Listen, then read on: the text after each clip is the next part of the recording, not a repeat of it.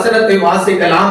நீதிமொழிகளின் புஸ்தகம் 9ஆம் அதிகாரம் 9, 10 வசனத்தை வாசிக்கலாம்.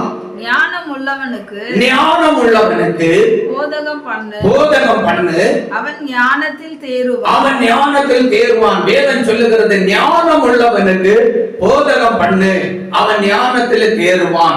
எனக்கு அன்பான கர்த்தருடைய பிள்ளைகளே, ஞானம் உள்ளவனுக்கு, யாருக்கு தேவன் ஞானம் கொடுத்திருக்கிறாரோ, யார் தேவனுடைய ஞானத்தை பெற்றிருக்கிறார்களோ, அந்த ஞானம் உள்ளவர்களுக்கு போதனை பண்ண வேண்டுமா? அல்லேலூயா. கர்த்தருடைய வார்த்தையை போதனையாக பண்ண வேண்டுமா? அப்படி போதனை பண்ணும் பொழுது ஞானம் உள்ளவன் ஞானத்திலே தேர்வானா. இன்னும் ஞானம் அடைந்து அவன் ஞானத்திலே தேர்ந்தவனாக விளங்குவானாம். அல்லேலூயா, அல்லேலூயா, அல்லேலூயா. அப்ப நம்ம ஞானம் உள்ளவர்களுக்கு தான் போதனை பண்ண வேண்டும். ஞானம் இல்லாமல் சீர்கெட்டு வாழ்கிற ஜனங்களுக்கு போதனை பண்ணக்கூடாது. அவர்களுக்கு போதனை பண்ணினாலும் அவர்கள் ஞானம் என்னதென்று உணர்வார்கள். ஞானத்தை குறித்த அறிவில்லாமலே சீர்கெட்டு அழிந்து போகிறவர்களாக காணப்படுகிறார்கள். அல்லேலூயா. உங்களுக்கும் எனக்கும் கிறிஸ்து ஞானத்தை தந்திருக்கிறார்.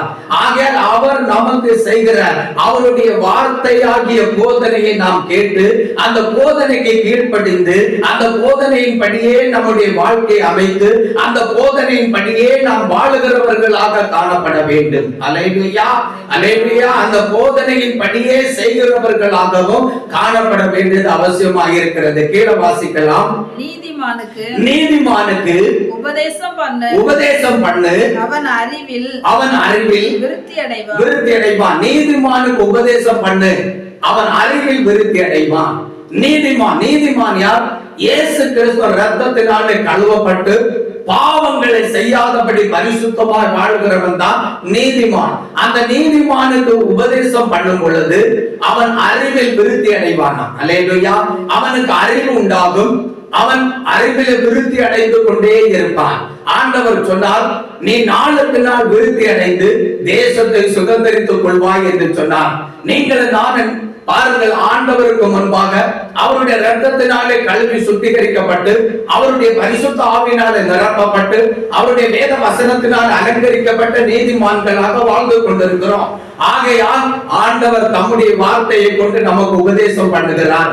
இந்த உபதேசத்தை கேட்டு நாம் இன்னும் ஞானத்துல விருத்தி அடைய வேண்டும். அல்லேலூயா, அல்லேலூயா, அல்லேலூயா. அறிவில விருத்தி அடைய வேண்டும். அல்லேலூயா, அல்லேலூயா, அல்லேலூயா. அப்படி விருத்தி அடைய ஞானமும் அறிவும் நீதிமான்களாக வாழ்கிற நமக்குள்ளே பெருகிக் கொண்டே இருக்கும். கரங்களை கட்டி ஒரு அநேக சொல்லுங்க. அல்லேலூயா. கரங்களை அசைத்து அநேக சொல்லுங்க. அல்லேலூயா. ஞானம் எங்கிருந்து வருகிறது? அறிவு எப்படி நமக்குள்ள விருத்தி அடைகிறது என்று பார்ப்போமானால் 10ஆம் வசனத்தை வாசிக்கலாம். கர்த்தருக்கு பயப்படுதலே ஞானத்தின் ஆரம்பம். தேவனுடைய பிள்ளைகளே, இந்த உலகத்தில் வாழ்கிற ஜனங்கள் எப்பொழுது கர்த்தருக்கு பயப்படுகிறார்களோ அப்பொழுது ஞானத்தின் ஆரம்பம் அவர்களுக்குள்ளே உண்டாகிறது. அவர்கள் ஞானம் உள்ளவர்களாக, அவர்கள் நல்ல ஞானவான்களாக வாழுகிற ஆரம்பம் அவர்களுக்குள்ளே உண்டாகிறது. அல்லேலூயா. கர்த்தருக்கு பயப்படுகிறதே ஞானத்தின் ஆரம்பம். ஞானம் ஒரு மனுஷனுக்குள்ள வரும் பொழுது அவன் கர்த்தருக்கு பயப்பட ஆரம்பிக்கிறான். ஆகையால் சங்கீதம் 128:1 சங்கீதக்காரன் இப்படியாக எழுதியிருக்கிறான், கர்த்தருக்கு பயந்து அவர் வழிகளில் நடக்கிறவன் எவனோ அவன் பாக்கியவான் என்று சொல்லப்பட்டிருக்கிறது. கர்த்தருக்கு பயப்படாமல் வாழுகிற எல்லாம் பாருங்கள் பாக்கியமற்ற ஜனங்கள்.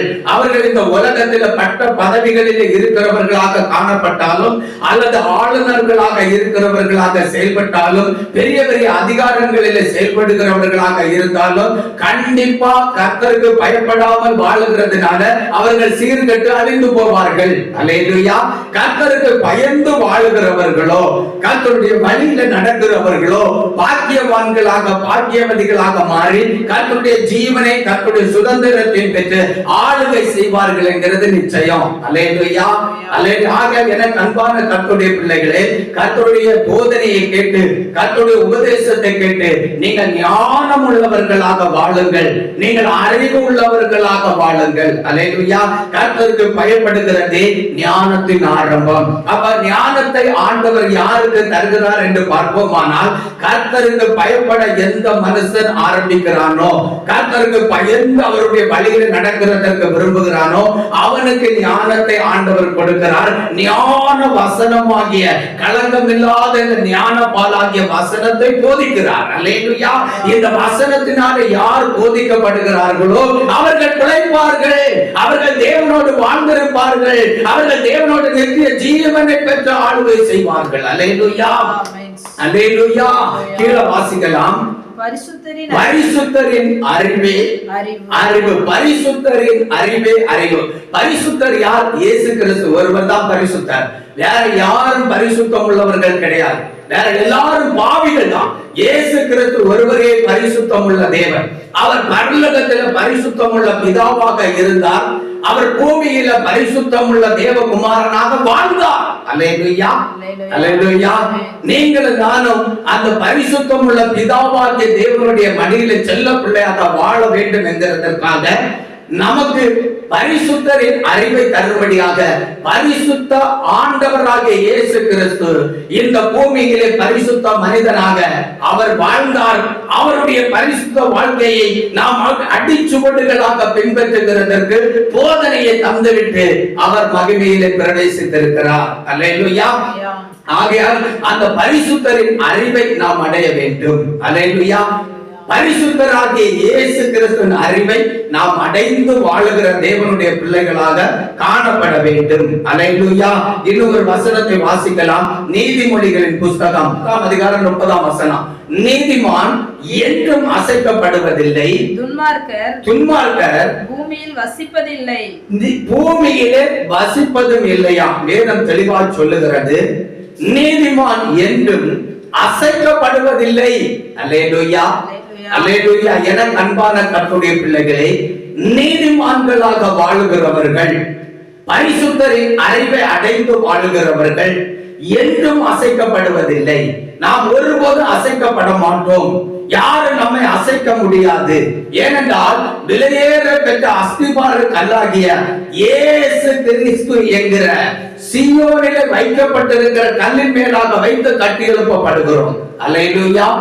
ஆகையால் அஸ்திபாரம் எப்படி அசையாமல் இருக்கிறதோ அதே போல அந்த பரிசுத்தராகிய அஸ்திபாரத்தின் மேல அவருடைய பிள்ளைகளாக, நீதிமான்களாக, நீதிமாட்டிகளாக கட்டி எழுப்பப்படுகிற நீங்களும் நானும் என்றும் அசைக்கப்பட மாட்டோம். அல்லேலூயா. என்றென்றைக்கு நிலைத்திருப்போம். எப்படி நிலைத்திருப்போம்? சீயோன் பர்வதத்தை போல நிலைத்திருப்போம். சீயோன் பர்வதத்திற்கு அழிவே கிடையாது. அது என்றைக்கு நிலைத்திருக்கிறது?